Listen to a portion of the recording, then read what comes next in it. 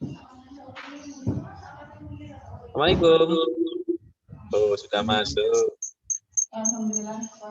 Waalaikumsalam warahmatullahi wabarakatuh.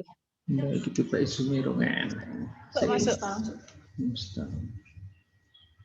Nah, boleh metunya apa? Metunya ini. Apa 5 menit lagi, nggih.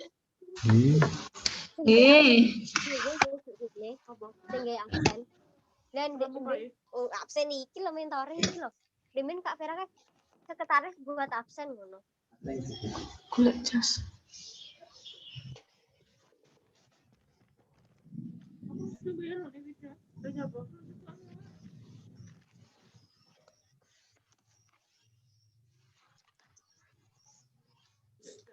Metunya.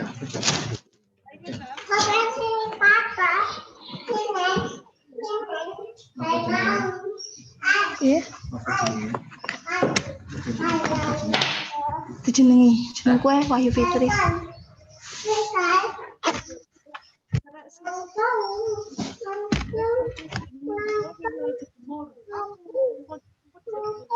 Mbak jamur. Jamurnya crispy apa? Jamur karo apa, Mbak? Tahu sosis. Ini tahu. Kira sak sunduk. Enggak iki Pak Dwi. Orangnya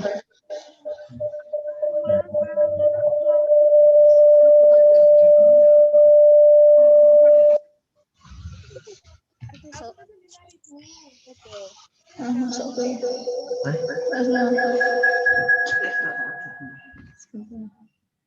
Kalau aku titip aja harus banyak foto gede mimpi aku lagi Aku Mbak, aku nanu cilok. Sosisnya sewu lek sosis. Aku cilok karo Mbak ya. Tahu apa? Jamurnya piro? Jamurnya. Jamur 2,5-an. Jamur 5. Terus tahu. Cilok, aku cilok. Cilok. Ini loh, coba diambil, tapi nggak apa-apa.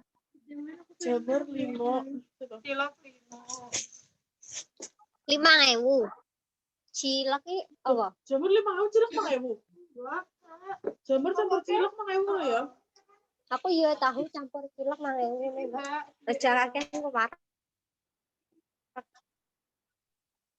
Terus aku titip baju ya.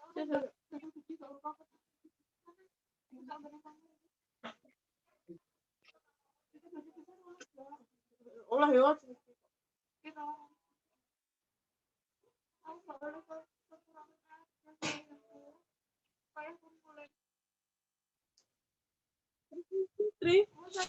Jamur plus iya, oh jadi jamur cilok 5.000.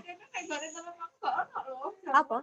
5.000. Aku nak crispy doyan tapi nak benyek-benyek gak doyan. Tahu karo cilok 5.000. Iki duit Rindi ta susu Erin.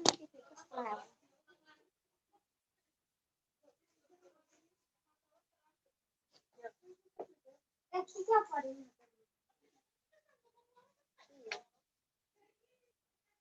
Cuma 5.000 loh.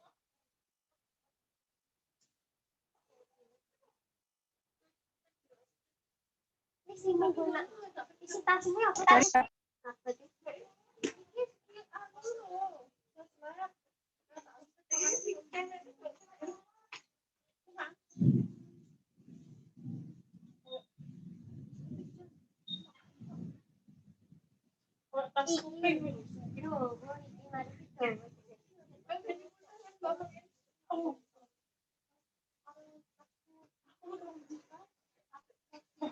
Nah kan nang bonus rekam.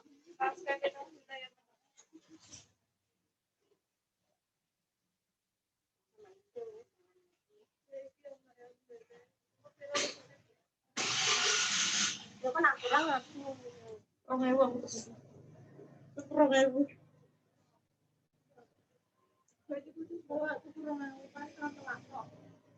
Iki lho 2.000 aku iki. Beneran aku 2.000.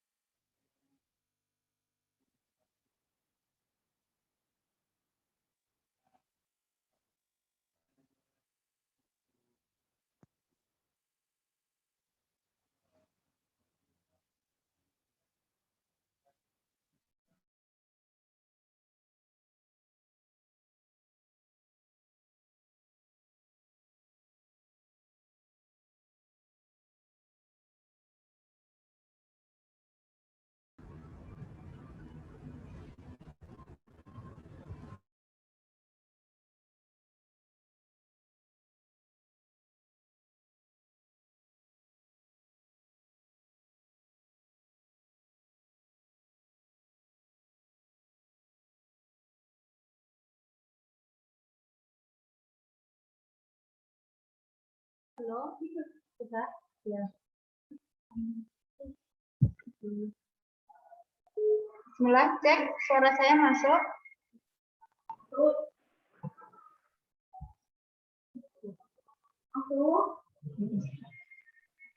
Bismillahirrahmanirrahim. Assalamualaikum warahmatullahi wabarakatuh. Waalaikumsalam warahmatullahi wabarakatuh. Alhamdulillahirabbil alamin. Assalatu wassalamu alal asyrofil anbiya'i wal mursalin wa ala alihi wa sahbihi ajma'in. Amma ba'du.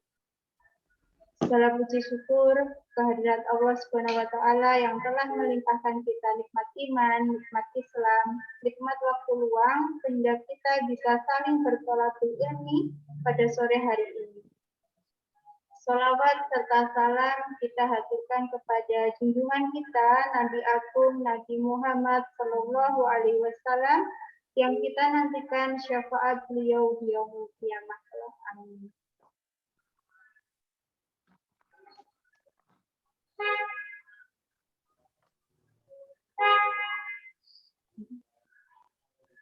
Untuk memulai acara hari ini, mari kita membaca basmalah bersama. Bismillahirrahmanirrahim. Acara selanjutnya, kita mulai dengan pembacaan tilawah yang akan dibacakan oleh Ukti Konita. Kepada yang bertugas kami persilakan. Terima kasih atas waktunya, Mbak MC. Baiklah, di sini saya akan membacakan tilawah.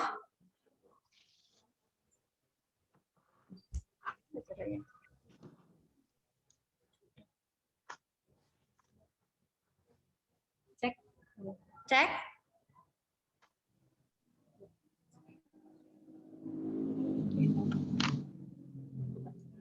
Cek.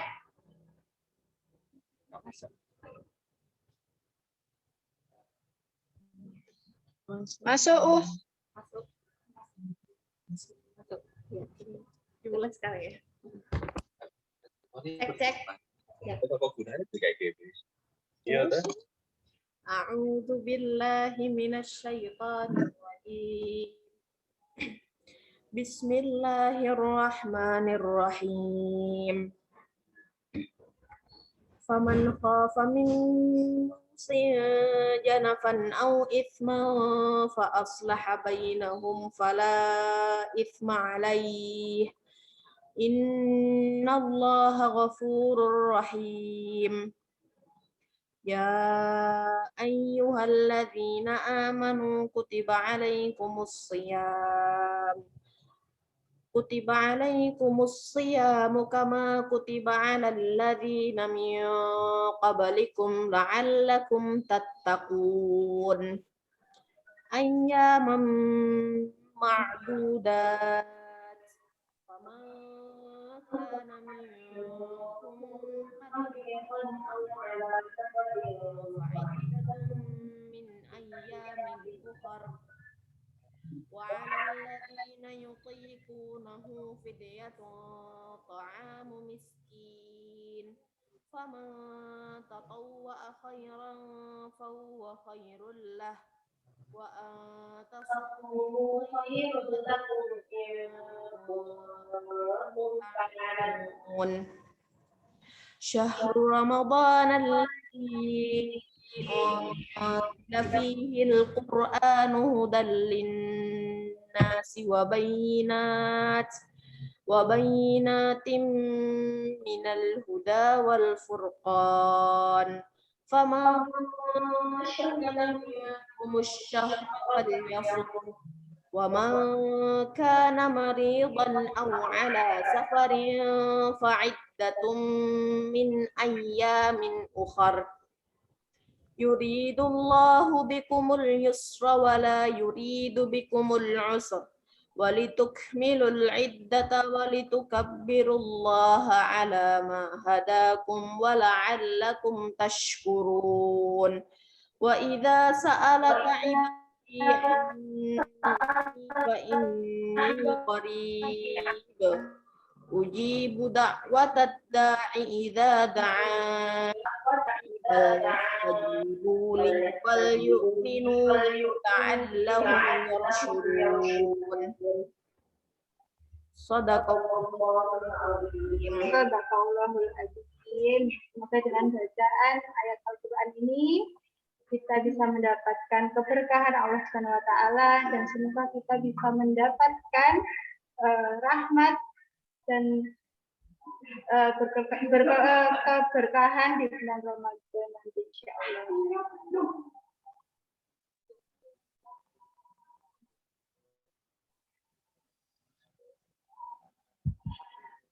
Acara selanjutnya akan ada sambutan dari panitia yang akan diwakili oleh Ibu Wahyu Fitri Yulianingsih AMDK selaku Sekretaris DSNI. Kepada beliau kami persilakan.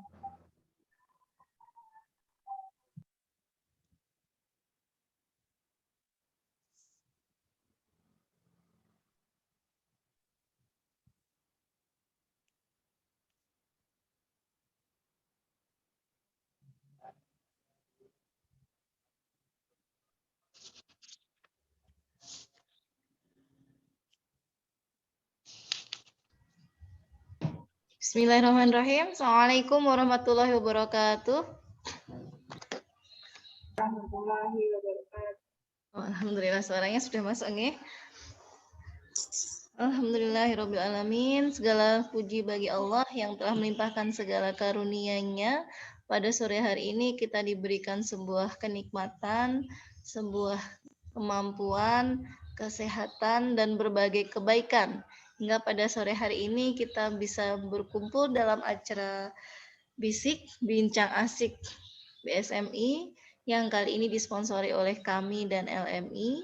Insya Allah acara ini sudah ada beberapa kali dan insya Allah akan dirutinkan. Kedua kalinya, sholawat serta salam senantiasa tercurah pada uswah hasanah Nabiullah Muhammad SAW. Semoga kita bisa menjadi pengikutnya, mengikuti suri teladannya sampai nanti kita di akhir hayat kita insya Allah. Terima kasih kami ucapkan kepada seluruh partisipan yang telah masuk ke room Zoom, yang telah meluangkan waktunya. Kami ucapkan selamat datang, ahlan wa sahlan, selamat bergabung. Semoga acara ini nanti memberikan banyak manfaat, memberikan energi-energi kebaikan, dan memberikan wacana-wacana kita untuk berkembang ke depannya.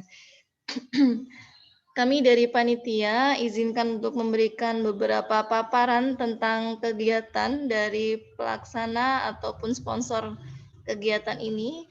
Yang pertama adalah BSMI.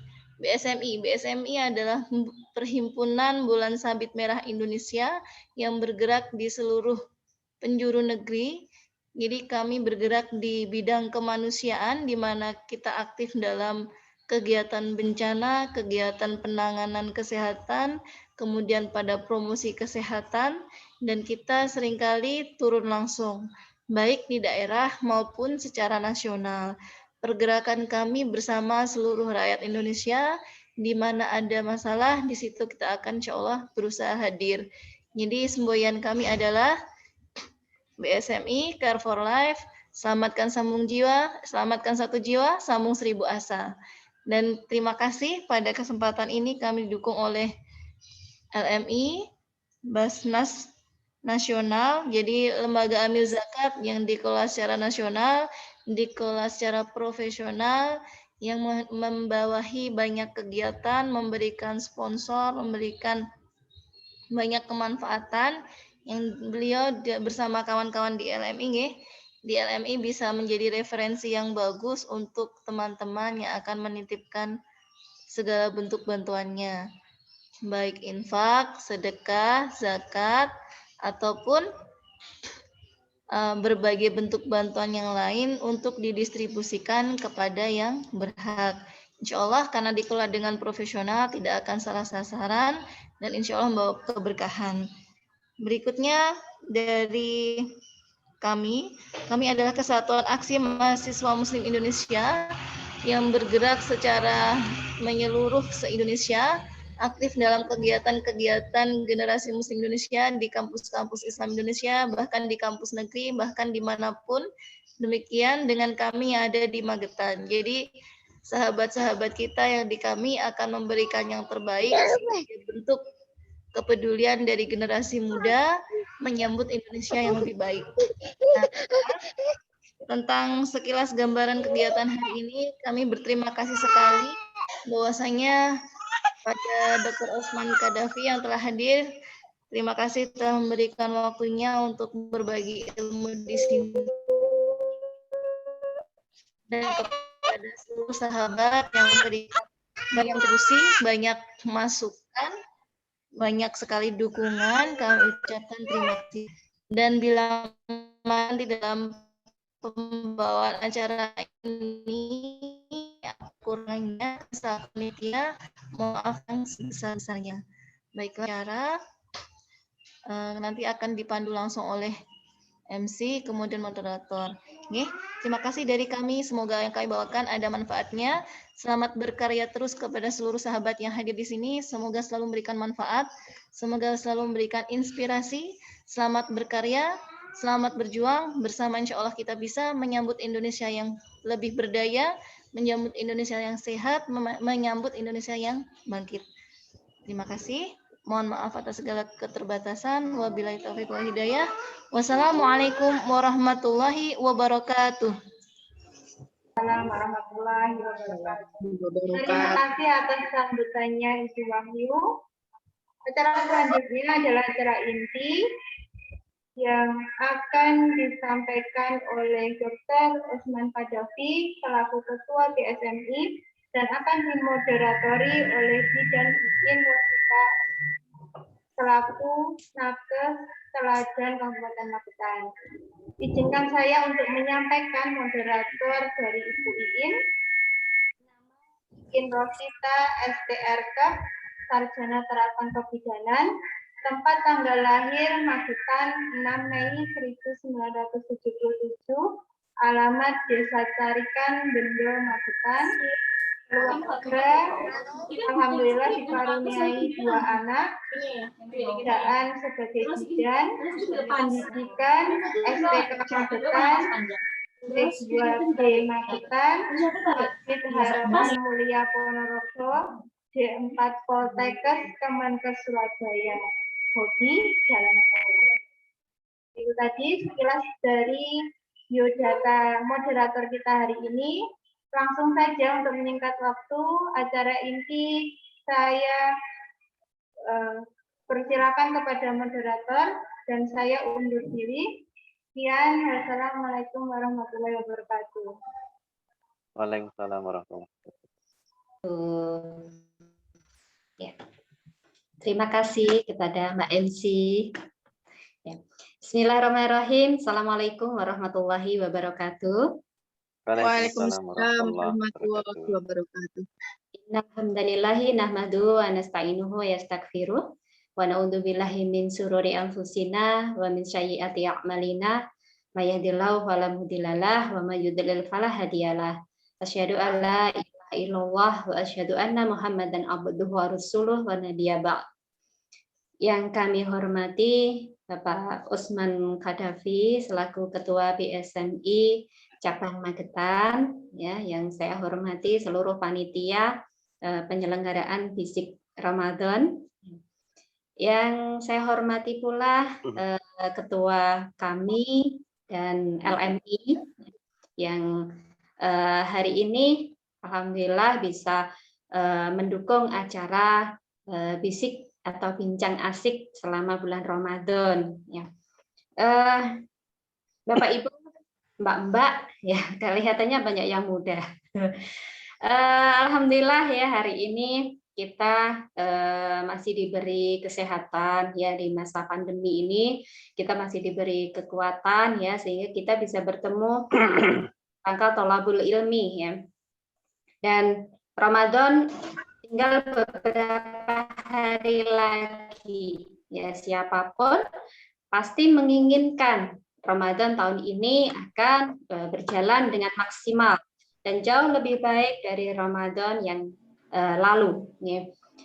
Maka jangan lewatkan ya, kami dari BSMI hari ini mengajak semuanya untuk berbincang asik atau bisik ya, yang sore hari ini akan mengambil tema tentang Ramadan bulan sehat ya. Alhamdulillah hari ini ya telah hadir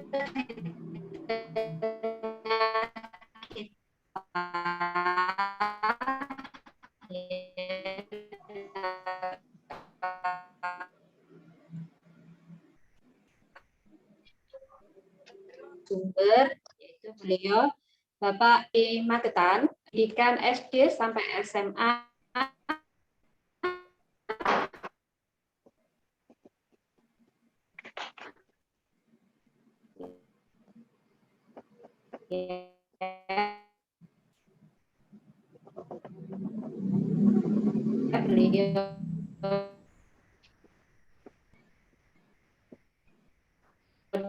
Beliau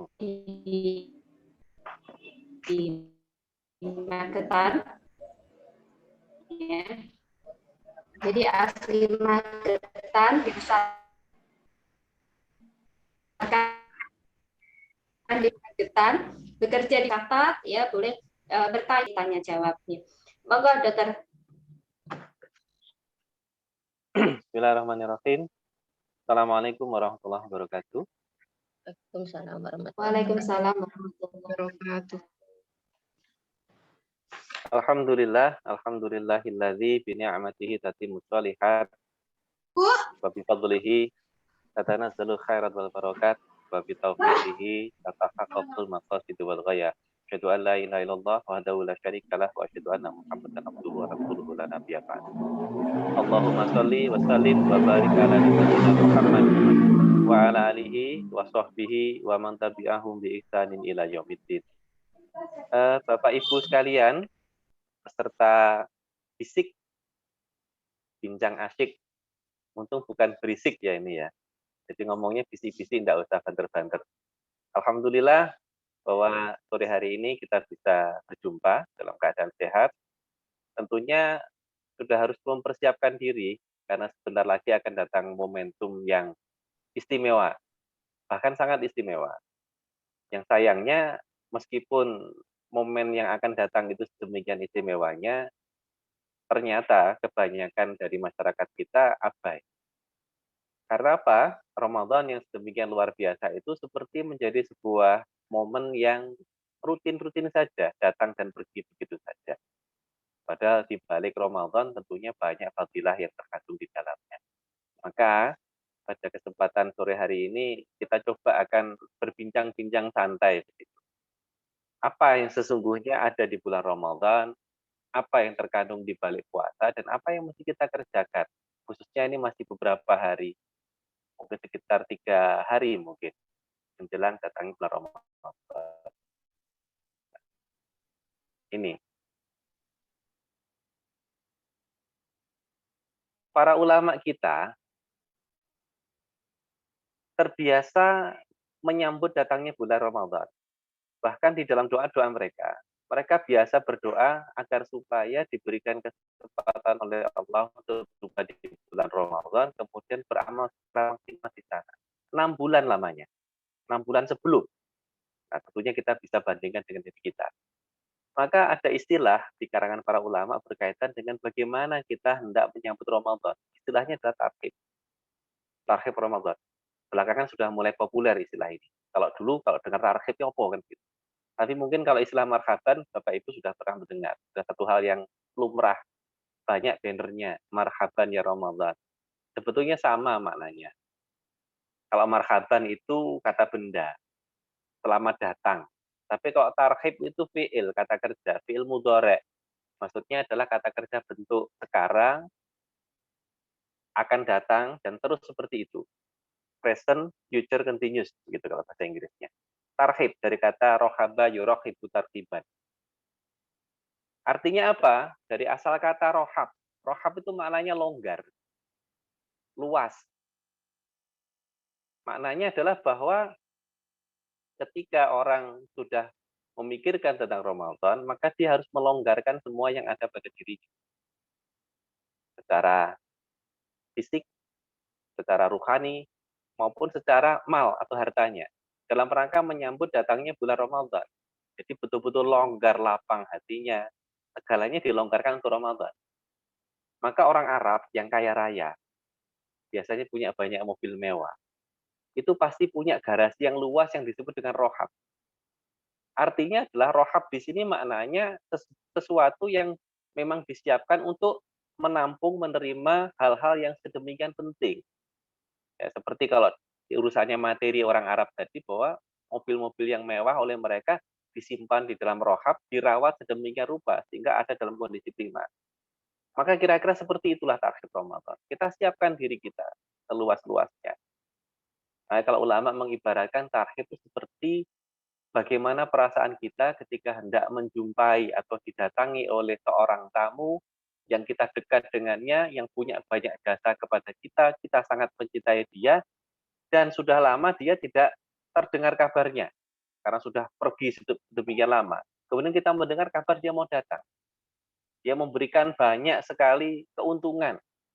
Cara ibaratnya kita mengajukan proposal begitu, biasanya kami kan hobi kan, mahasiswa bikin proposal, ini pasti nanti turunnya dari proposal itu luar biasa besar.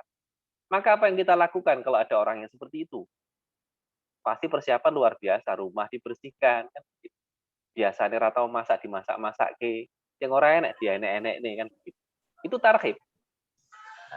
Maka yang menarik adalah di dalam Islam, ketika Allah meletakkan bulan, termasuk fadilah-fadilah yang ada di dalam bulan tadi, Allah sudah atur sedemikian rupa. Maka yang namanya bulan haram itu kan ada 4. Dimulai sejak bulan Rajab. Maka Allah menyebutkan di surah At-Taubah 36. A'udzubillahi minasyaitonirrajim. Inna iddatash syuhuri indallahi 12 syahran fi kitabillahi yauma khalaqas samawati wal arda minha arba'atun hurum. Dzalika dinul qayyim fala tadhlimu fihi anfusakum. Inna iddatash syuhuri indallahi 12 syahran. sesungguhnya bilangan bulan di sisi Allah itu ada 12 bulan. Fi kitabillahi yauma khalaqas samawati wal ard. Pada saat Allah menciptakan langit dan bumi. Jadi yang menetapkan bulan itu 12 Allah. Dan kemudian Allah ilhamkan itu kepada manusia sejak zaman dahulu kala. Kabarnya mulai zamannya Namrud.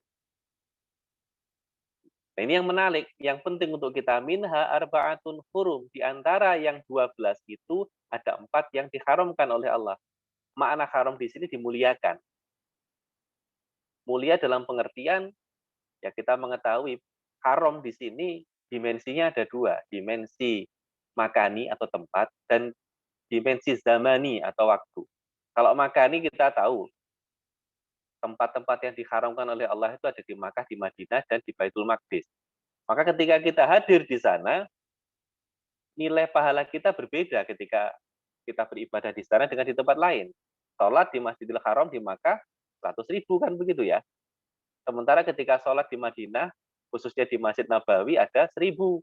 Kalau kita sholat di Baitul Maqdis, maka nilainya 500. Tidak bisa disamakan sholat misalkan di Masjid Baitul Salam Magetan. Beda. Itu dari sisi makan atau tempat. Sementara dari sisi zamani, karena Allah itu adil. Tempat boleh di Magetan, tapi secara zaman, artinya yang di 4 bulan tadi, maka tentu nilai ibadahnya beda nilai. Termasuk ketika melakukan maksiat. Maka Allah melanjutkan di sini. Fala tadzlimu fihinna anfusakum. Maka janganlah kalian mendolimi diri kalian sendiri di bulan yang 4 tadi.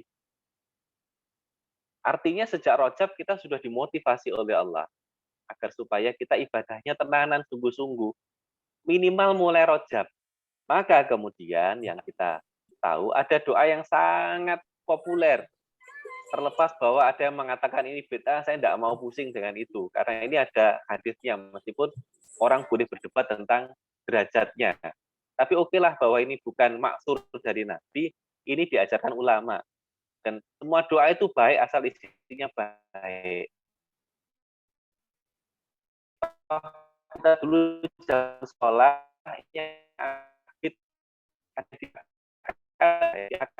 kira-kira apa doa untuk Allah, misal ujiannya besok dapat 10. Itu bid'ah doa kayak ngono kuwi. Tapi tidak pernah mengajarkan berdoa minta ujian teknik lingkungan dapat 10 kan begitu ya. Sama dengan ini. Anggap saja kalau bukan dari Nabi bahwa ini doa memohon kepada Allah. Doanya Allahumma barik lana fi Rajab wa Sya'ban wa balighna Ramadan. Sudah sangat terkenal. Allahumma ya Allah, barik lana, berikan keberkahan kepada kami fi Rajab di bulan Rajab, wa Sya'ban dan bulan Sya'ban, wa balighna Ramadan. Dan sampaikan kami, maksudnya umur kami pada bulan Ramadan. Artinya doa itu dipanjatkan tentang konsekuensi. Konsekuensinya apa? Ya kita harus bersiap-siap. Nanti dari wong Jawa nek kudu bodoh, nek njaluk kudu bodoh. Kita minta keberkahan. Barokah itu apa tuh sebetulnya? Saya singkat saja karena waktunya terbatas. Barokah itu dari kata barkun. Barkun itu adalah kondisi di mana seekor onta pada saat siang hari yang terik, dia habis minum di sebuah kolam di oase. Kemudian minumnya banyak sampai kenyang. Makanya onta itu angkrem. Dekem kok angkrem lah gitu ya. Dekem. Ketika sudah dekem seperti itu, perutnya kenyang karena minum air, meskipun ada di tengah padang pasir, panas matahari terik, dia tidak bergeser dari tempatnya. Itu barokah. Jadi barokah itu yang kita minta adalah istiqomahnya seorang mukmin di atas jalan kebenaran, apapun kondisi lingkungannya. Tidak harus kemudian secara zahirnya nampak senang, dapat banyak nikmat duniawi, gajinya ditambah misalkan, itu yang kesehatan katanya dapat DP, itu ya barokah juga gitu loh. Persoalannya bukan itu semata. Atau kemudian mau menikah, dapat jodoh setelah ditunggu sekian lama, itu barokah juga.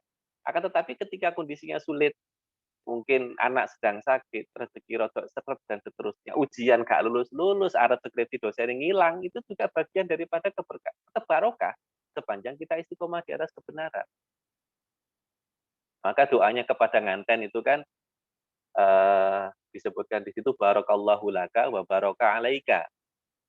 berikanlah kepada barakallahu laka. Semoga keberkahan atas kalian. Laka di sini konotasinya positif, yang enak-enak. Wa baraka alaika. Juga tetap barokah meskipun suasanamu sulit.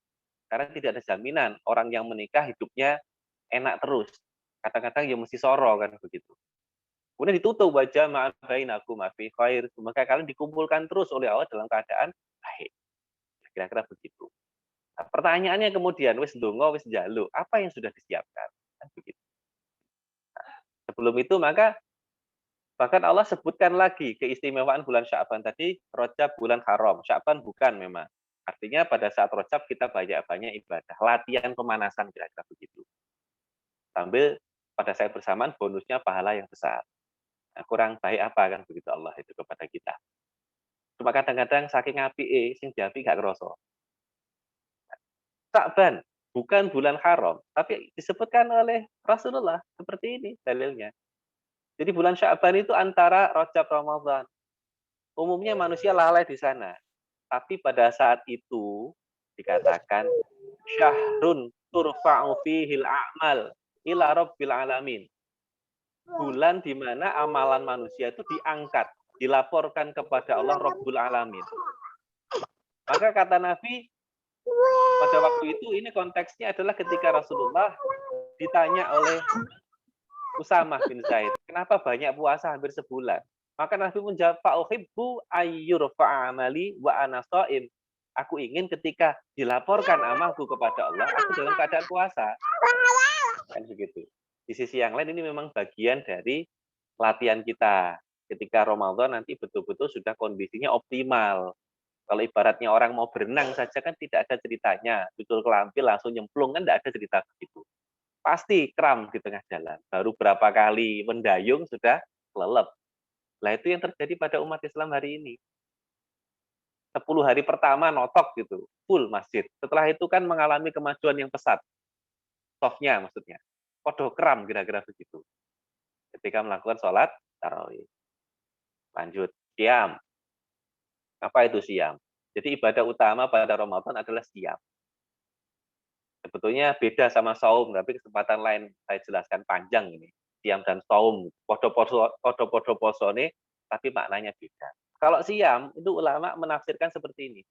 Al-imsakul mukallaf anil muftirat biniyatin ta'abudillah min tulu'il fajri ila ghurubisy syams.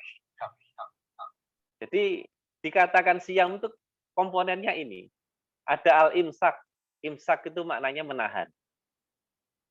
Makanya imsak itu ditahan. Kalau bisa yang ada di piring segera dihabiskan, itu maknanya kan begitu. Oke lah, boleh lanjut dikit, ada waktu ikhtiar sedikit.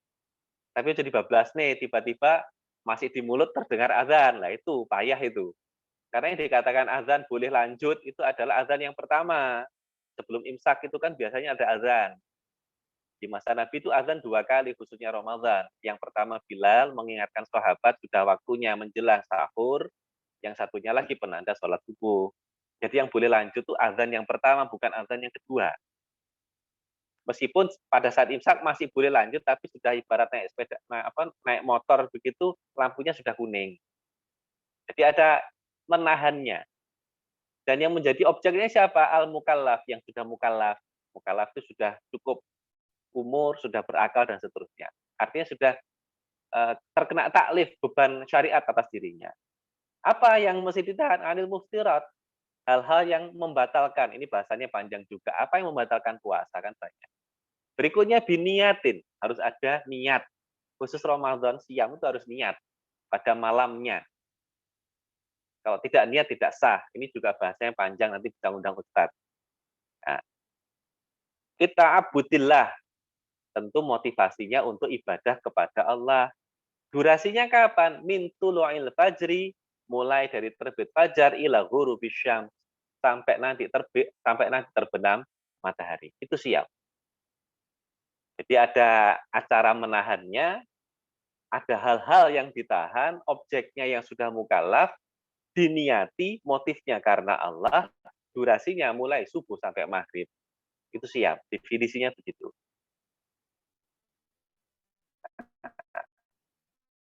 Dan itu manfaat besar untuk kesehatan, karena ini kaitan dengan kesehatan ya.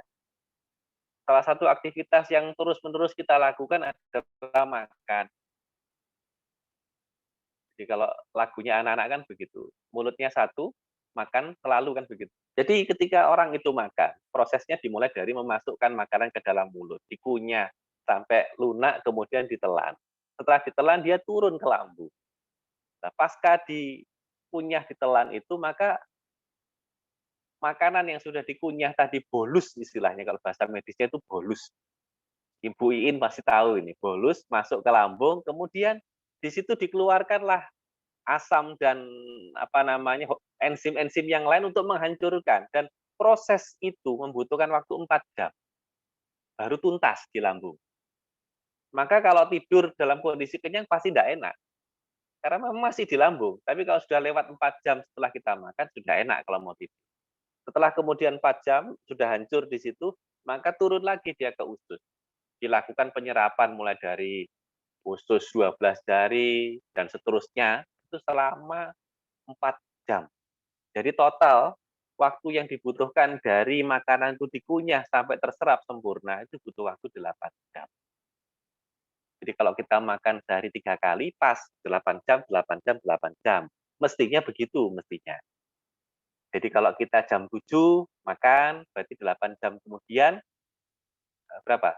Jam 15 ya, jam 3 sore. Kalau jam 3 sore ditambah 8 berarti jam berapa? Jam 11. Itu kalau nuruti durasi dicernanya makanan, tapi sopo mangan jam 12. Ini. Sementara ketika kita makan, umumnya kan kita jam 7 makan, jam 2 makan, jam 8 makan lagi, itu paling malam. Kadang-kadang masih jam 6 sudah makan lagi kita. Artinya organ pencernaan kita tidak beristirahat, bahkan proses pencernaannya pun belum tuntas, terus giling kan begitu. Maka pada saat puasa sesungguhnya ini sedang diperbaiki ritmenya itu. Kita makan katakan jam 4, maka 8 jam kemudian betul-betul sudah diserap oleh tubuh kan kira-kira sekitar jam 12 betul ya, jam 12 siang. Maka biasanya jam 12 mulai lapar itu perut. Tidak apa-apa. Pada saat lapar itulah sesungguhnya maka kemudian kelebihan-kelebihan pasokan kita, tabungan-tabungan yang tidak diharapkan, baik yang ada di perut, jadi pelut yang di perut itu, kemudian yang di mana-mana lah, itu mulai dibakar oleh tubuh, lemak-lemak yang ada di tubuh kita. Dan biasanya bersama lemak itu banyak zat-zat racun di sana, toksin yang dihasilkan dari makanan maupun apa-apa yang ada di tubuh kita. Maka sesungguhnya pada saat puasa akan terjadi penurunan berat badan yang signifikan, dengan catatan bahwa ketika kemudian kita iftar atau berbuka, tidak ada acara balas dendam. Karena balas dendam dalam bentuk apapun tidak ada yang baik. Apalagi balas dendam urusan puasa. Ini yang dikatakan bahwa ketika berpuasa itu ada al-infaknya, menahan dirinya. Termasuk menahan diri untuk tidak berlebihan memenuhi keinginan untuk makan yang banyak ketika sudah iftar. Maka insya Allah secara kesehatan akan sangat sehat. Karena organ pencernaan diistirahatkan setidaknya selama katakan 5 atau 6 jam. Lumayan ini. Jadi yang dilakukan adalah organ pencernaannya berhenti, tapi dia membakar lemak-lemak dan termasuk toksin yang ada di dalam. Biasanya zat racun itu kan berikatannya dengan lemak. Contoh misalnya organofosfat, bangsana nih pestisida, itu di mana dia berikatan? Di lemak. Jarang berikatan dengan air. Nah, saya lanjutkan. Nah, ini manfaatnya puasa banyak, tidak usah tak jelaskan. Ini lewat saja. Nah, maka dikatakan Nabi Asyamu junnah. Puasa itu perisai. Secara zahir, fisik, maupun secara ruhiyah. Perisai. Semua bisa ditolak oleh puasa. Maka banyak riset tentang puasa. Ini yang fisik ya, kita banyak berbicara tentang fisik. Jadi ketika orang puasa pastilah lapar. Entah derajatnya derajat ringan, sedang, berat itu kan tergantung kebiasaan, tapi pasti lapar. Nek gak lapar berarti gak puasa. Nah, kenapa orang itu merasa lapar? Karena tubuh butuh asupan nutrisi. Dan yang menginisiasi perasaan lapar itu otak kita. Otak kita dirangsang oleh nama hormon namanya grelin. Grelin itu hormon yang memberikan sinyal sehingga ditangkap otak kita, saya lapar, saya butuh makan. Itu grelin. Tapi yang mengatakan segera berhenti itu leptin. Grelin dan leptin. Dan dalam sebuah riset dikatakan, kenapa makan itu mesti pelan-pelan. Nabi itu kalau makan kan dengan 3 jari begitu ya, 3 jari. Supaya yang diambil sedikit, dikunyahnya perlahan, sehingga apa? Ketika orang makannya cepet-cepetan, apalagi model anak kos-kosan kan begitu, kebetulan dapat nasi gratisan, apalagi bisa nambah, maka makannya cepet-cepetan. Nah ini nanti hormon leptin itu cenderung lambat muncul. Maka ketika sudah sebetulnya kebutuhan nutrisi itu sudah cukup, hormon leptinnya belum nongol, sehingga makannya jadi banyak. Maka kalau mau mengurangi berat badan, mengurangi makan, ya makanlah pelan-pelan. Siapkan jumlah yang terbatas jumlah makanan di depan mata kita. Sehingga itu akan menyebabkan hormon leptin segera muncul. Sehingga otak kita memerintahkan sudah cukup, berhenti. Nah, hormon grelin di sini itu punya efek terhadap sel-sel otak. Jadi otak kita itu ada kita itu bisa melakukan banyak aktivitas itu kan karena otak. Saya tanya ini, langsung dijawab cepat karena waktunya mepet. Berjalan itu gampang apa susah? Gampang ya. Coba tanya yang habis stroke, Bu Iin. Gampang nggak jalan kaki? Kebetulan kena ekstremitas bawah. Susah kata dia. Kenapa seperti itu? Karena sesungguhnya berjalan yang terlihat gampang itu adalah sebuah keahlian yang kita latih sejak kita bayi. Itu prosesnya panjang. Dan muncul keahlian berjalan itu karena otak-otak kita membangun sebuah rute di jaringan sinaptik otak kita. Rute itu ketika kemudian seperti jalan ambrol karena stroke, maka dia harus cari jalan lain. Ketika kita sudah dewasa, proses pembentukan sel saraf baru itu sangat minimal. Yang terjadi adalah bukan neurogenesis tapi neuroplasti. Bangun jalur baru. Nah, hormon lapar ini merangsang neurogenesis. Jadi ketika orang itu lapar, maka sel-sel otaknya itu cenderung mampu bereproduksi meskipun dalam jumlah terbatas dibandingkan ketika dia tidak lapar. Di sisi yang lain, ternyata ketika orang dalam kondisi lapar, kalau bahasa medisnya kondisi otak basal, sedikit hipoglikemi, sedikit kekurangan gula, maka ini merangsang hubungan antar sinaptik. Jadi lebih cerdas orang itu. Lebih gampang menguasai sebuah keahlian baru. Dan yang menarik kalau Bapak Ibu pernah membaca buku tulisannya Felix Yao, How to Master Your Habit, dia mengatakan untuk mendapatkan keahlian atau kebiasaan baru, setidaknya dibutuhkan 30 hari, 1 bulan. Maka puasa Ramadan hanya untuk kita umat Islam. Yang dilakukannya selama 30 hari, yang lain tidak 30 hari, tidak 1 bulan maksudnya. Maka ketika pada Ramadan ini kita puasa beneran, memulai aktivitas-aktivitas positif, maka itu akan lebih permanen hasilnya dibandingkan ketika melatihnya kita di bulan yang lain. Di samping itu juga pada saat Ramadan sebetulnya kebutuhan tidur semakin berkurang karena kondisi puasa itu meningkatkan kualitas tidur. Tapi yang terjadi kan malah justru jadi alasan untuk banyak tidur karena katanya tidurnya orang puasa ibadah. Kemudian juga menurunkan stres dan imunitas. Hormon kortisolnya turun. Apalagi kalau banyak baca Quran, banyak ibadah. Imunitasnya menaik. Faktanya ada riset mengatakan kaitan dengan COVID, untuk salah satu cara antisipasi COVID adalah dengan berpuasa minimal 3 hari dalam 1 bulan. Itu penelitiannya di San Francisco, Amerika. Ini jam berapa ini? Saya tidak akan banyak menyampaikan di sini. Lanjut lagi. Jadi puasa itu manfaatnya besar, endorfinnya muncul. Karena tadi kondisi jiwa yang tenang, kondisi otak yang sedikit hipoglikemi itu memberikan perasaan bahagia dan merangsang hormon endorfin untuk menghasilkan sekresinya. Tadi kita sudah bahas. Tapi yang ingin saya sampaikan adalah ada risiko kenaikan asam lambung. Tapi itu menurut penelitian hanya terjadi pada pekan pertama, seminggu pertama. Dan umumnya lebih terjadi karena faktor kecemasan. Tentunya ini untuk yang tidak kondisinya parah, gastritisnya. Dehidrasi, nah ini yang penting. Jangan sing dukur kolae kan begitu. Karena kan kebutuhan kita kalau kita ambil rata-rata kan sekitar 8 jam satu hari. Nah, itu kita bagi 8 jamnya, 8 gelasnya tetap 8 gelas satu hari. 8 gelasnya tetap cuma kita bagi mulai dari sahur sampai mulai dari berbuka iftar sampai sahur. Kita bagi. Kita upayakan 8 gelas sehari. Sakit kepala, ini terjadi karena dehidrasi tadi. Ngeceknya gimana? Ya dilihat dari urin kita. Kalau urin kita berwarna, kecuali kalau habis misalkan makan vitamin misalkan, yang ada pewarnanya memang akan berwarna. Tapi ketika kondisi kita makan yang normal-normal saja, warna urin itu menunjukkan kita dehidrasi atau tidak. Kalau jernih berarti tidak dehidrasi. Kalau agak kekuningan, dehidrasi ringan. Agak gelap berarti sedang. Kalau warnanya keruh kayak warna teh itu berarti dehidrasi berat. Biasanya kalau sudah seperti itu muncul sakit kepala.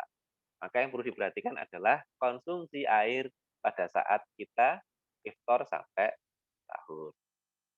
Nah, berikutnya yang penting, tadi karena luar biasanya Ramadan secara kesehatan, apalagi urusan yang lain, maka kita harus siap-siap. Setidaknya ada 4 persiapan untuk menyambut Ramadan. Ya karek telung dino patang dino nggak apa-apa lah. Kalau katanya Bu In kan better late than never. Mending telat daripada enggak sama sekali kan begitu. Meskipun yang paling baik ya tidak telat kan begitu yang paling baik. Tapi apa-apa lah wong lagi ngenek nih saiki bagi yang belum-belum. Setuju. Jadi ada namanya tahiyah. Tahiyah itu persiapan. Mulai dari tahiyah ruhiyah, ada tahiyah saqafiyah, ada tahiyah jasadiyah, tahiyah maliyah. Tahiyah ruhiyah atau maknawiyah itu persiapan ruhiyah. Ibadah-ibadah itu. Ini saya bahas satu-satu. Nah ini. Tahiyah maknawiyah ruhiyah sama ini. Dengan apa? Tadi kan sudah saya sampaikan ayatnya di depan, termasuk bagaimana Allah mengatur letak bulan. Ada arba'atul hurum, 4 bulan haram mulai bulan Rajab. Ada bulan Sya'ban yang amal-amal dilaporkan kepada Allah. Maka pada saat itu kita banyak ibadah. Salah satunya puasa. Nabi saja banyak puasa, padahal beliau jelas-jelas sudah termasuk kategori yang maksum, terlepas dari dosa. Tapi memang biasanya begitu, mereka-mereka yang sudah dijamin masuk surga itu ibadahnya tenanan. Sehingga patek jelas kayak kita mencurigakan ini biasanya malah tenang kan begitu. Andalannya kan la ilaha illallah mangkola la ilaha illallah dakhala jannah. Andalannya kan itu biasanya kita itu. Puasa, baca Quran, banyak wirid, zikir, doa. Kenapa? Ini sebetulnya secara ilmiah bisa dibahas atau bisa dijelaskan. Mungkin pernah membaca bukunya Dr. Masaru Emoto. Ini peneliti dari Jepang yang mengatakan bahwa air itu, judul bukunya itu The Hidden Message of Water.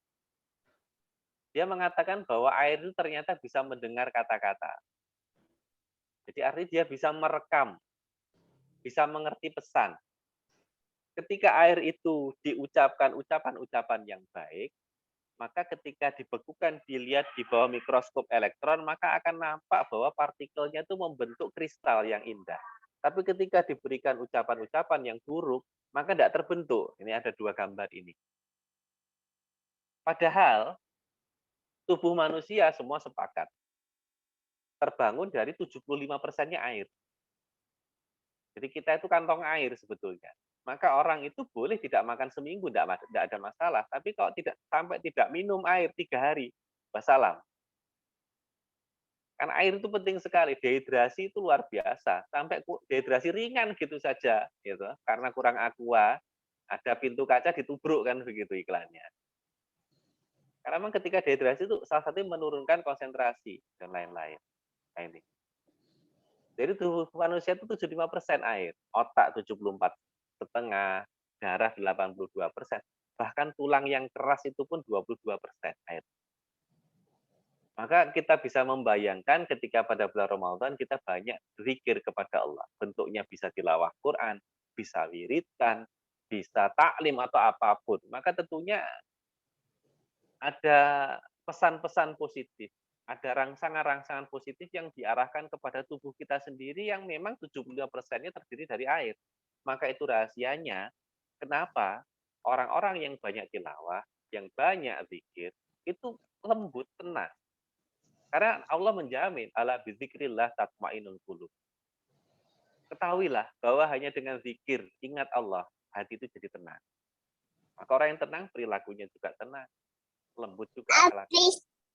Meskipun sesungguhnya beberapa orang yang tidak setuju dengan Masaru Emoto, dia mengatakan ini pseudoscience. Tapi apapun, penelitian yang jelas-jelas teruji adalah air itu dipengaruhi oleh gelombang elektromagnetik. Nah, ucapan-ucapan positif itu adalah gelombang elektromagnetik yang meresonansi air, sehingga dia akan mengatur pola yang ada di dalam air tadi. Kemudian yang kedua, persiapan fikriyah. Tahiyah fikriyah atau tahiyah sakofiyah. Akalnya disiapkan, sakofah atau ilmunya disiapkan. Karena luar biasanya, bulan Ramadan ini, eman sekali ketika kita berjumpa bulan Ramadan, akan tetapi kita tidak dapat apa-apa dari sana. Padahal pahalanya besar. Tidak ada yang mengalahkan pahala bulan Ramadan. Sehingga dikatakan oleh Rasulullah, Ramadan itu disebut sebagai Sayyidus Syahr, pemimpinnya bulan. Kalau yang 4 haram saja sudah seperti itu, apalagi bulan Ramadan. Sehingga Bapak Ibu sekalian, dalam sebuah hadis disebutkan oleh Rasulullah SAW, diriwayatkan oleh Abu Hurairah radhiyallahu anhu, Nabi bersabda seperti ini, kullu amalin ibni Adam yudha'af. Setiap amal anak Adam itu akan dilipat gandakan. Al-hasanatu asyru amsalihha. Satu kebajikan itu dilipat gandakan 10 kali. Ila sab'amihinna. Sampai 700 kali. Dhi'fah. 7 kali lipat. Jadi kalau kondisi biasa, di luar Ramadan, kata Nabi, amalnya anak Adam atau manusia itu dilipatkan 10-700 kali, tergantung kondisi. Maka berkata Allah Azza wa Jalla, illas siyam, kecuali puasa. Fa innahu li wa ana ajri bihi. Kecuali puasa, karena apa? Fa innahu li, karena sesungguhnya puasa itu untuk aku. Wa ana ajri bihi, dan aku sendiri nanti yang akan memberikan balasannya. Kenapa? Kata Allah, yada'u syahwatu wa ta'amahu min ajli. Dia meninggalkan kesenangan dan makanannya karena aku. Al-imsak tadi. Itu kata kuncinya. Maka tentunya kita mesti memahami kita lakukan di bulan Ramadan supaya pertama sah. Kemudian kedua mendapat fadhail atau keutamaannya. Maka benar sekali ketika kemudian Rasulullah mengingatkan kepada kita, orang yang puasanya beneran, maka dia akan betul-betul mendapatkan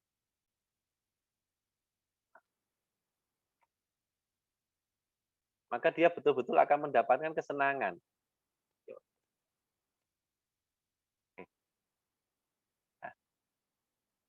Jadi pada orang berpuasa, tentunya ketika syarat dan ketentuan dilakukan. Maka Rasulullah mengatakan seperti ini, diriwayatkan oleh Imam Muslim. Lis-shaim farjatain. Bagi orang yang berpuasa, khususnya Ramadan, akan dapat 2 kegembiraan. Farjatun inda fitri, kegembiraan pada saat dia berbuka atau iftar, wa farjatun inda liqa'i rabbih, dan kegembiraan ketika dia berjumpa dengan Rabb-nya, dengan Tuhan. Ketika dia berbuka senang sekali, tadinya lapar sudah menahan segala macam, tapi tentunya kesenangannya ini proporsional, tidak menyebabkan dia tadi balas dendam. Karena itu juga tidak baik, bahkan secara fisik. Dan yang kedua, gembira ketika berjumpa dengan Tuhannya, karena puasa adalah junnah di dunia dan di akhirat. Bahkan Allah menjanjikan bagi orang-orang yang berpuasa, pintu khusus masuk surga, yaitu namanya Ar-Royan. Maka marilah ini persiapan tentang fikih Ramadan disiapkan oleh kita semua. Yang ketiga, tidak kalah penting adalah tahiyah jasadiyah, persiapan fisik.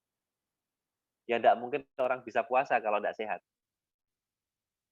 Ketika orang sakit, kan dapat rukhsah memang, boleh tidak puasa, diganti, diqadha di bulan lain. Tapi kan iman-iman, pahalanya pasti beda.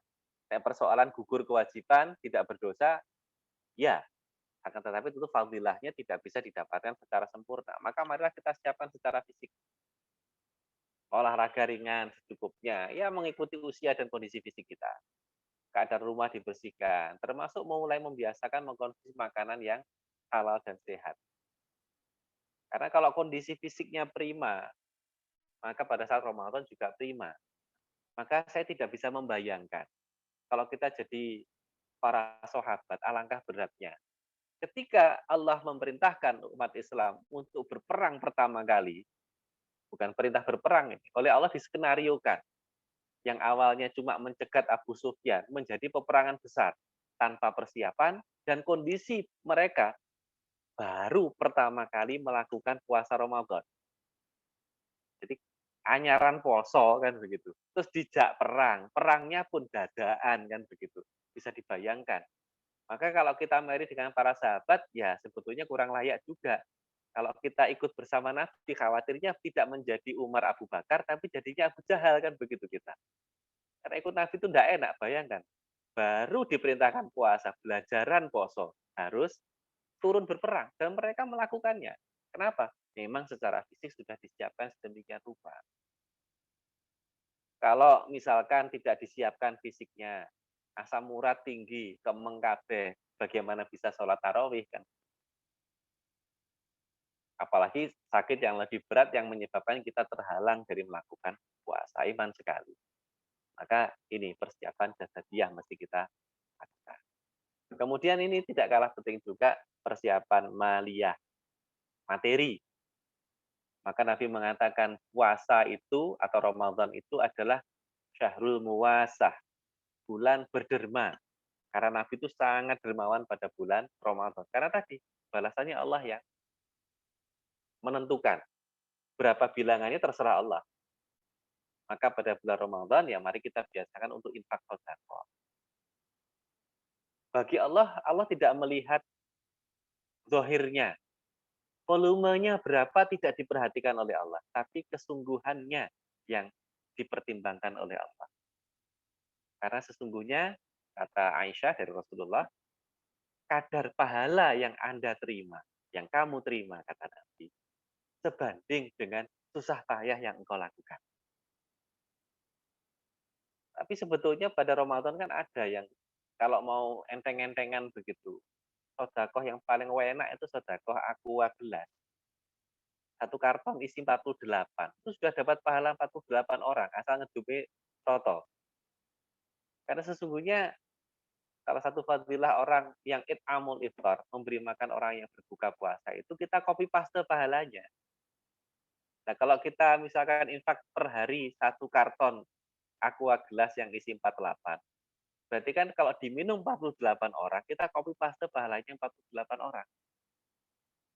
Karena syaratnya adalah seteguk air, sebutir korma, itu kata Nabi. Itu minimalnya itu. Kalau satu gelas kan berteguk-teguk itu sudah.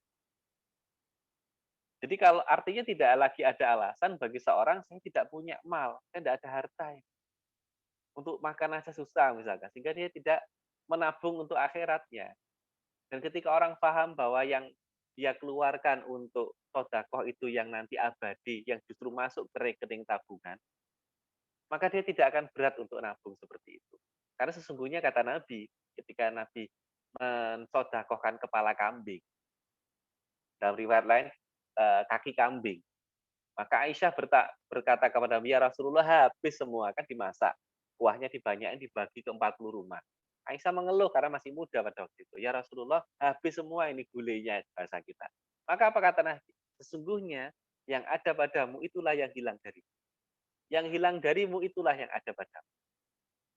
Maka ketika orang paham betul kemana sesungguhnya harta itu berpindah, harta itu berada, maka dia tidak akan pernah berat untuk mengeluarkan harta. bahkan berharap sodakohnya diterima oleh yang kita berikan sodakoh. Dan tidak ada sedikit pun perasaan riya di dalam. Karena sesungguhnya kita sodakoh itu kan kita yang berharap diterima. Supaya jadi simpanan yang nanti abadi di akhirat. Nah, ini saya sering menyampaikan ke adik-adik SMA itu mesti Ramadan countdown. Itu kalau kurang sebulan, kalau sudah mepet ya apa lah. Mau nonton Piala Dunia kan ada Piala Dunia World Championship countdown, hitung mundur menuju Piala Dunia. Ini juga hitung mundur menuju Ramadan. Apa pemanasannya tadi? Mulai belajar tentang fikih Ramadan, diperbanyak puasa sunnah, sholat sunnahnya juga, perbanyak taubat. Ada banyak. Akan lebih hebat lagi ketika kemudian secara manajemen, nah kita kan adik-adik kami kan orang organisasi, ya. Ada namanya Ramadan Task List. Ini bahasa kerennya kan begini. Biasanya mahasiswanya yang keren-keren begini bahasanya. Task list-nya apa? List tugas Ramadannya apa? Tentukan sendiri. Ini contoh saja. Niat pastilah. Kalau tidak ikhlas nanti iman-iman, puasa tidak dapat apa-apa. Sholat jamaah di masjid khususnya yang laki-laki, tentu dengan prokes kan begitu. Nah ini, sholat duha, qiyamul lail, tilawah Quran, monggo targetnya dibikin sendiri. Menghadiri majelis ilmu, zakat, sedekah, dan seterusnya. Nah, ini terakhir, saya mengucapkan terima kasih kepada Bapak Ibu sekalian yang sudah sabar mengikuti kami dalam acara bisi atau bincang asik bulan Ramadan. Ini sudah jam 5, waktu kita kira-kira tinggal berapa menit ini? Kira-kira tidak sampai 30 menit ya. Barangkali nanti ada yang ingin kita diskusikan. Mungkin saya cukupkan sekian, saya kembalikan kepada MC. Assalamualaikum warahmatullahi wabarakatuh. Waalaikumsalam warahmatullahi wabarakatuh. Terima kasih Pak Dr. Usman sudah memberikan pencerahan kepada kita semuanya. Semoga dengan review-review macam ini kita makin kuat menjalankan ibadah puasa Ramadan nanti. Ya, mengingatkan untuk para peserta, mohon untuk mengisi daftar hadir yang sudah kita share di chat ya. Monggo diisi. Ya, untuk yang ingin bertanya, kita buka sesi pertama dengan 3 pertanyaan dulu. Monggo. Ya, kalau saya memang suka hipoglikemi Pak Usman kalau puasa. Jadi kalau sore sudah waktunya menyiapkan buka puasa harus kerja keras supaya nggak teler. Gitu. Ya, mungkin ada cara nggak untuk mengatasi hipoglikeminya saat puasa? Padahal sudah sahur banyak ini. Jadi yang pasti begini, hipoglikemi itu kan kondisi ketika otak kita sudah kekurangan glukosa. Kenapa itu terjadi? Justru salah satunya yang pertama memang karena bisa terjadi karena memang tubuh kita belum terlatih untuk melakukan puasa. Itu yang pertama. Maka kalau kita mau memperhatikan apa yang dilakukan oleh Rasulullah dan para sahabatnya termasuk para salafus saleh, mereka membiasakan berpuasa. Mereka sangat terbiasa berpuasa sehingga tentu metabolismenya akan mengatur administrasi glukosanya dengan efisien. Itu yang pertama. Yang kedua adalah tentunya jenis makanan yang perlu diperhatikan. Orang sering berpikir kalau berpuasa itu harus banyak makan yang jenis karbohidrat, khususnya karbohidrat yang cepat dicerna. Dan itu justru yang salah. Sebisa mungkin justru karbohidrat yang lambat dicerna. Salah satunya adalah yang banyak seratnya. Saya punya pengalaman kebetulan diskusi dengan salah seorang dosen saya yang juga punya penyakit hipoglikemi. Dia itu tidak tahan. Dulu pada saat dalam tanda petik masih zaman jahiliyahnya ya tidak peduli selasa poso kan begitu. Alasannya tadi punya penyakit hipoglikemi. Kemudian dia mensiasatinya apa? Salah satunya dengan ketika sahur dia tidak banyak makan karbohidrat yang gampang dicerna. Contohnya nasi itu tidak banyak-banyak dia. Jadi dia lebih mencari karbohidrat kompleks. Terus ditambah sama minum jus apel. Karena apel itu kan lambat diserap oleh tubuh kita, sehingga kenyangnya lebih lama. Maka saya sampaikan tadi, proses pencernaan yang umum, normal, itu kan 4 jam di lambung, 4 jam di usus. Kalau ini bisa sedikit diolor, maka tentunya nutrisi yang masuk juga akan lebih, atau glukosa yang ada di dalam darah juga lebih bisa terpelihara. Mungkin seperti itu. Terima kasih penjelasannya Pak Dr. Usman. Mungkin ada penanya lain? Ya. Jadi memang kalau kebanyakan, apalagi perempuan ya, kalau sore hari sudah terasa kliyeng begitu ya, udah merasakan hipoglikemi ya. Jadi mungkin trik dari Pak Usman Qaddafi tadi bisa dicoba ya. Kalau puasa Senin Kamis ternyata kurang terlatih juga. Jadi perlu puasa Daud ya Pak Usman. Iya. Ya sebetulnya saya yakin sih sebetulnya kalau sudah puasa Senin Kamis insya Allah sudah lumayan terlatih lah kira-kira. Iya. Iya, mungkin saya kebanyakan makan ini, Mbak. Oke. Nah, itu ya. Jadi kata ini ya, orang bilang ya kalau perut lapar, otak nggak bisa mikir gitu karena perlu konsumsi makanan. Nah, itu. Gimana Pak Usman? Apakah ini bisa menjadi alasan nih kalau misalnya seseorang yang puasa nggak bisa mikir? Nah, ini ada persepsi yang seperti itu, nggih. Monggo. Sebetulnya begini Bu Iin. Orang sering salah mempersepsikan antara lapar dan haus. Ya, orang sering salah persepsi antara lapar dan haus. Karena sesungguhnya yang jadi masalah adalah sinyal yang dikirim ke otak kita itu sering false, ya, false atau semu. Sebetulnya tubuh itu butuh air, tapi persepsi otak kita itu kepada makan. Butuh nasi. Jadi ketika kita ingin makan, itu sebetulnya belum tentu kita butuh makan. Bisa jadi ketika keinginan makan itu muncul, itu sebetulnya lebih karena kita dehidrasi atau haus. Maka ini kan salah satu tips di antara orang yang mau diet, misalkan menurunkan berat badan, sebelum makan minum dulu. Kalau setelah minum dia sudah hilang keinginan atau berkurang banyak keinginan makannya, berarti makannya bisa ditunda. Dan biasanya orang nggak bisa mikir itu bukan karena kekurangan makan, tapi lebih karena dehidrasi, kurang air. Iya, bukan karena lapar ya Pak? Nah, bukan. Maka tadi kan disampaikan, orang ketika berpuasa di awal-awal pusing, itu kan karena dehidrasi. Dan memang ketika kita makan menjadi segar, karena apa? Di dalam makanan, meskipun benda padat, itu kan juga banyak mengandung air.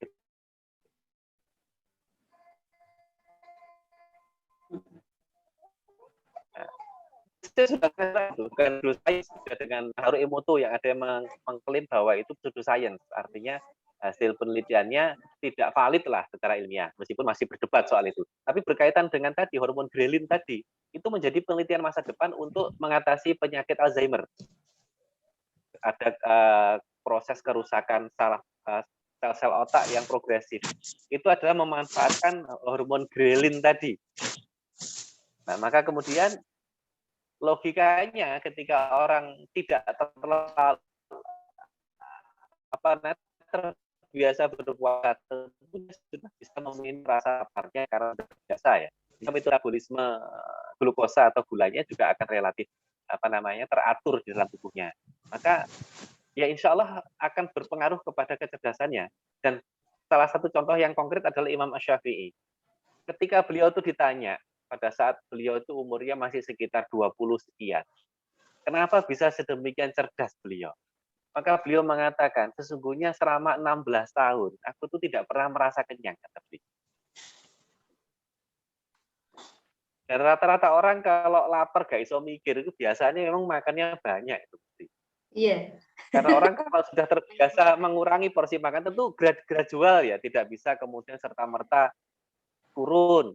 hanya karena pengen pinter atau karena berat badan pengen turun, pasti akan gelisah. Karena kan sebetulnya ada istilah sekarang yang lagi ngetren adalah apa namanya, karbo edik. Jadi orang itu kecanduan karbohidrat, kecanduan gula.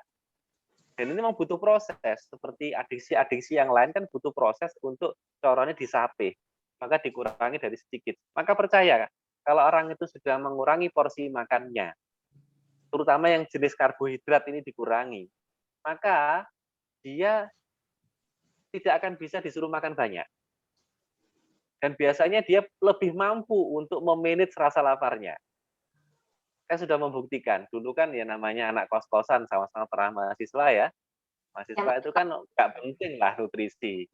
Yang penting kan tinggi kalori, rendah nutrisi. Yang penting warak, dokter. Kayak warak itu kan kalori, Bu. Ini ya. Tinggi kalori, rendah nutrisi. Apa itu salah satunya? Kerupuk. Kerupuk itu sangat tinggi kalorinya, nutrisinya sangat rendah. Nah, kalau untuk para mahasiswa itu kan bangsa ini karbo yang kelas berat, nasi dan seterusnya itu dipolkes, goreng setiap hari, naik terus hari 3 kali, gitu kan. Nah, ketika sudah seperti itu, maka tubuh kita akan terbiasa diberikan asupan gula yang tinggi dari karbohidrat itu. Maka usus lambung kita itu harus hanya akan merasa kenyang ketika isinya full. Tapi ketika kita sapi kurangi dari sedikit porsinya, saya hari ini kalau makan agak sedikit lebih banyak nasi, jadi ora usah munjung lah, 1 piring penuh itu rasanya unek-unek kan kudu muntah bisa. Tapi dampaknya adalah sekarang tidak gampang merasa lapar. Saya biasanya kalau puasa sahur cukup minum air putih. Nanti ketika berbuka ya tidak harus makan nasi banyak-banyak, pokoknya sudah minum air, cari yang manis atau kalau ada jajan-jajanan sudah cukup. Kalau mau diteruskan lagi sampai isya misalkan tidak ada soal. Mungkin salah satunya karena memang kita mencoba untuk lepas dari tadi kecanduan terhadap karbohidrat. Mungkin itu jawabannya Bu Iin. Iya. Tentunya gradual ya, dan setiap orang tidak sama. Iya. Iya. Oke. Ya, ini biasanya ibu-ibu Pak Usman yang kecanduan karbohidrat ini. Kan tahu Bu ya. Ada pertanyaan lagi, dokter, dari Bu Wawan Santi. Tanya Pak Dokter, bagaimana mengkondisikan anak-anak di awal puasa mesti rewel karena lapar, haus. Tuh. Mungkin bisa dijawab singkat. Jadi intinya kalau anak-anak itu prinsipnya kan puasa hanyalah latihan. Ya, karena tadi kan jelas definisinya kepada para mukallaf. Nah, jadi al-imsakul mukallaf. Jadi yang harus menahan diri itu para mukallaf yang sudah kenal taklif, sudah dewasa ini, sudah balik. Bagi yang belum balik ya kita latih saja. Caranya gimana ya? Kita membersamai mereka. Ketika sahur kita bangunkan bareng, kemudian pada saat siangnya disibukkan dengan banyak aktivitas. Bahwa kemudian pada akhirnya dia tidak kuat juga, ya tidak masalah, biarkan dia berbuka. Tapi setelah berbuka puasa, katakan poso beduk begitu. Waktunya zuhur, dia makan, oke setelah makan dia harus puasa lagi. Baru berbuka nanti bareng-bareng pada saat maghrib. Dengan perjalanan waktu mungkin pada saat bulan yang sama sekalipun bisa diundur lagi, dia sudah mampu asar. Ya asar makan dulu, nanti puasa lagi, baru berbuka pada saat maghrib. Dan yang tidak kalah penting adalah motivasi dari orang tua. Kalau perlu ditunjukkan teman-temannya yang lain. Karena anak-anak biasanya cenderung suka kompetisi. Kalau saudaranya bisa, kalau temannya bisa, tentu dengan cara-cara yang baik, tidak dengan cara membanding-bandingkan. Karena tidak ada anak yang senang dibandingkan. Mungkin itu. Ya, memberi pujian ya Pak. Ya, memberi pujian, jangan sampai lupa. Orang tua itu kan sering senangnya menuntut, kamu harus begini, tapi pelit dengan pujian. Padahal anak-anak itu senang dipuji. Wong yang dewasa saja senang. Meskipun dengan prestasi-prestasi yang mungkin terkesan sederhana atau bahkan dalam pandangan kita remeh. Apapun pencapaian mereka, seremeh apapun ya kita puji. Apalagi ketika urusannya kita menyiapkan mereka untuk bisa menjadi mukmin yang taat. Salah satunya mampu melakukan ibadah puasa dengan baik. Ya, terima kasih. Pertanyaan selanjutnya, Menu sahur yang sehat apa, dokter? Terutama yang tidak bisa makan nasi saat sahur, dari Bu Marmi. Prinsipnya jangan yang terlalu berat. Kalau tidak bisa nasi kan malah bagus itu. Ya, sayurnya, protein. Intinya apa namanya? 4 sehat 5 sempurna itu. Makanan gizi seimbang itu yang dikonsumsi. Nggak harus nasi, Bu Marmi ya. Ya, tidak harus nasi. Ganti daging nasi, Bu. Nah, kemudian ada lagi pertanyaan. Bagaimana tips memilih olahraga yang bijak saat puasa? Karena olahraga kerap kali membuat haus, dari Bu Wahyu Fitri. Monggo, dokter. Ya. Iki takok iki nglakoni apa takok tok iki sakjane. Jadi Sebenarnya Bu Wahyu Fitri ini berbagai olahraga sudah dicoba kayaknya, tapi tetap haus. Prinsipnya begini. Yang paling pokok kita memang harus kontrol kontrol exercise. Jadi olahraga itu harus terkontrol bebannya. Tidak boleh berlebihan juga. Dan banyak saran ketika kita melakukan olahraga tentunya dari yang ringan. Mungkin jogging ringan, tidak usah terlalu jauh, dan itu dilakukan menjelang berbuka puasa. Jangan dilakukan pada saat pagi hari atau siang harinya. Itu sarannya seperti itu. Karena pada saat puasa pasti terjadi dehidrasi, pasti. Boleh jalan-jalan pagi ya. Kalau jalan-jalan pagi tidak ada masalah. Yang penting jangan sampai terlalu menguras air besi hingga terlalu banyak keringat dikeluarkan. Karena ketika orang olahraga kan pasti tubuh suhunya meningkat. Nah, sehingga ketika suhu tubuh meningkat kan terjadi proses homeostasis menyeimbangkan tadi supaya suhu tetap di angka 37 derajat dengan cara apa? Dengan cara banyak diekspresikan keringat. Nah, keringat dikeluarkan otomatis itu kan mengurangi cadangan air yang ada di dalam tubuh kita. Nah, kalau kemudian keluarnya air itu terlalu banyak, sudah dehidrasi, keluar air, maka bisa muncul hal-hal yang tidak diinginkan. Intinya adalah pada saat puasa memang harus dikontrol, tidak diperkenankan olahraga terlalu berat, khususnya bagi yang bukan atlet atau yang belum terbiasa. Beda kalau dia memang sudah atlet, ya silahkan. Maka ada beberapa atlet yang para atlet muslim, salah satunya Muhammad Salah kalau tidak salah yang main di Liverpool itu. Ketika Ramadan pun dia juga berpuasa. Atau dulu pemain NBA terkenal, orang mukmin muslim juga, Kareem Abdul-Jabbar, pada saat pertandingan basket, dia juga dalam kondisi puasa. Tapi tentunya balik lagi, dibutuhkan istilahnya kesiapan fisiknya. Kalau dia sudah terbiasa melatih diri dengan puasa sunnah, kemudian pada saat puasa sunnah itu dia berpuasa, dia tahu batasnya, kapan dia bisa lanjut, kapan dia harus istirahat. Maksudnya istirahat itu kalau puasa sunnah kan boleh dibatalkan. Artinya kalau kita belum terbiasa berolahraga pada saat puasa sunnah, saran saya ambil yang ringan-ringan, lakukan ketika sudah dekat dengan waktunya berbuka puasa. Cuman ibu-ibu koyoknya rada angel.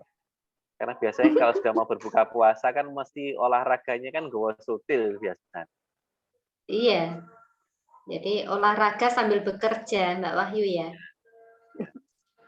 Iya. Tapi yang jangan sampai icip-icip, Mbak Wahyu. Ada pertanyaan lagi, dokter. Ketika sahur dengan banyak minum, beberapa jam sesudahnya akan sering ke kamar mandi atau BAK. Apakah itu wajar, Dok? Ini dari Bu Juli. Monggo, dokter. Sangat wajar, tidak ada masalah. Kalau tidak begitu malah masalah itu. Jadi biasanya orang kalau minum, itu waktunya tidak lama kok. Setengah jam, paling lama 1 jam. Setelah kita minum banyak air putih, maka pasti akan buang air kecil. Itu cepat kok biasanya, tidak lama. Maka normal-normal saja ketika kemudian banyak minum kemudian kencing. Maka dari situ kan akan kelihatan nanti. Biasanya kalau kita habis banyak minum, biasanya air seni itu warnanya jernih. Tapi kalau semakin siang, karena kan puasa kita tidak makan, maka makin keruh. Tapi nanti akan kelihatan. Ketika pagi hari, artinya selama berbuka sampai sahur kita mencukupi kebutuhan yang sekitar 8 gelas sehari itu. Kalau dihitung rincinya 30 cc kali berat badan. Itu kebutuhan kita. 30 cc, 30 mililiter kali berat badan. Kalau berat badannya 100 kilo, berarti kan 30 kali 100, berarti 3.000. Jadi seperti itu. Ya. Terima kasih, dokter. Ada lagi pertanyaan? Mungkin satu pertanyaan lagi ya, terkait dengan waktu. Ya. Intinya pada pertemuan sore hari ini kita bersama Dr. Usman Khadafi yang luar biasa memberikan review-review dan materi-materi tentang puasa ya yang insya Allah menguatkan hati kita ya untuk semakin memaksimalkan diri ya menjalani puasa ya yang harus lebih baik dari tahun lalu ya. Monggo, kalau ada pertanyaan. Kalau tidak ada, maka akan kami ingatkan kembali ya, untuk para peserta, silakan mengisi absensi. Jangan lupa ya, klik aja di itu tombol chat ya, kemudian silakan cari yang link absensi, ya, monggo. Nah, Bapak Ibu yang dirahmati Allah, ya, hari ini kita sudah membahas tentang siam, tentang puasa, ya. Semoga apa yang kita bahas pada sore hari ini bisa bermanfaat bagi kita semua dan keluarga ya. Bagaimana mensikapi halangan-halangan yang mungkin timbul selama ini ya sesuai dengan apa yang disampaikan oleh Dr. Usman Khadafi. Semua yang terkait dengan manfaat puasa ya semoga benar-benar ada dalam diri kita baik secara jasad maupun secara ruh ya kita dapat dua-duanya. Jangan sampai puasa kita tahun ini menjadi puasa yang mubazir ya, tetapi menjadi puasa yang benar-benar memberikan barokah bagi kita semua ya. Jangan lupa untuk berjumpa kembali dengan kami ya nanti insya Allah di PSMI ya. Semoga kita bisa berjumpa lagi dengan PSMI di momen berikutnya. Saya kira hari ini sudah cukup. Terima kasih. Jazakallah Dr. Usman Khadafi. Semoga ilmunya bermanfaat. Dan akan kami kembalikan kepada MC. Billahi taufik wal hidayah. Wassalamualaikum warahmatullahi wabarakatuh. Waalaikumsalam warahmatullahi wabarakatuh. Terima kasih kepada Dr. Usman Khadafi dan Ibu Udin atas materinya hari ini, Masya Allah luar biasa, semoga bermanfaat dan kita bisa ketemu lagi di acara berikutnya. Cukup dari saya sebagai MC mohon maaf. Mari kita tutup dengan istighfar 3 kali. Astagfirullahaladzim, astagfirullahaladzim, astagfirullahaladzim. Alhamdulillah, alhamdulillahirabbil alamin dan doa kafaratul majelis. Subhanakallahumma wa bihamdika asyhadu an la ilaha illa anta astaghfiruka wa atubu ilaik. Sekian dari saya. Wassalamualaikum warahmatullahi wabarakatuh. Waalaikumsalam warahmatullahi wabarakatuh. Ya. Terima kasih semua. Ya, terima kasih Bu. Masih ada satu pertanyaan sebenarnya.